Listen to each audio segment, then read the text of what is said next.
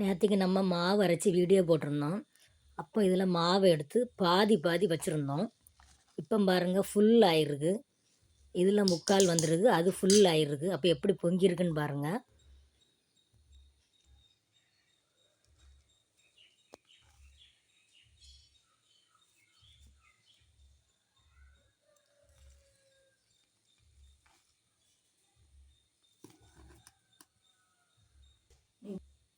உப்பு சேர்த்துக்கிடுவோம்.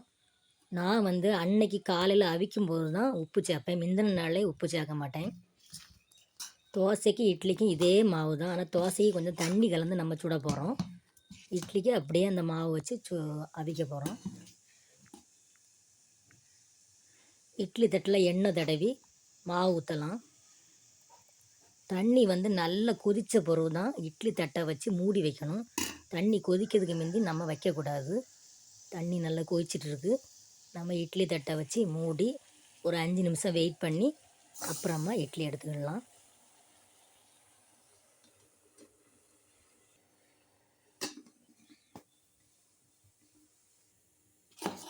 இதே மாவில் நம்ம இனி தோசை சுடலாம்.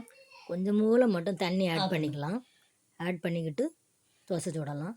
சேம் மாவு தான், ஆனால் நம்ம தோசைக்கும் இட்லிக்கும் யூஸ் பண்ணுறோம். கல் சூடாயிட்டு மாவை ஊற்றி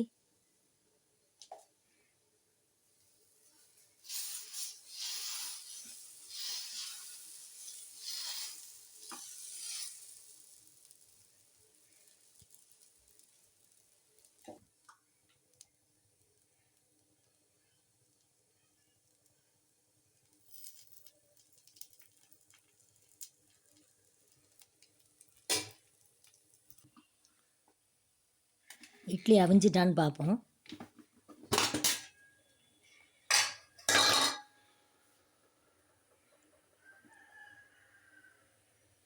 இட்லி நல்லா அவிஞ்சிட்டு நம்ம இங்கே தோசை சுட்டால் அந்த தோசை பாருங்கள் எவ்வளோ முறுமுறுன்னு வந்துருக்குங்க. அழகாக முருகல் தோசை மாதிரி வந்துருக்கு. நம்ம இதில் சாதா தோசையும் சுடலாம், அதுவும் அது அழகாக வரும்.